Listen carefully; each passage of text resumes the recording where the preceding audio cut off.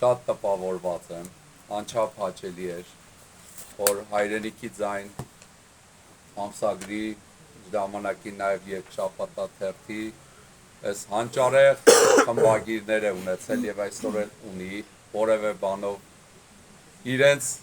չասեմ չզիջող իրենց գործի ազնիվ շարունակող, որովհետեւ գրողները ազատ են եւ ամեն տեղ իրենց կարծիքը հայտնում են։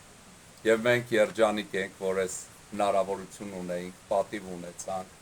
կենթանի այս ասմունքը լսելու, իրենք ոչ միայն շատ լավ գրում են, ստեղծագործում են, այլ հրաշալի նաև ասմունքում են, բայց կուզեի նաև ընկեր Մկրտչյանը ինքը վաստակաշատ մանկավարժ է, դպրոցի վաստակաշատ տնօրեն, ընկեր Մկրտչյանը նաև Հովհաննես Թումանյանի ամռան բյուրականի, քանի տարի եք տնօրեն եղել։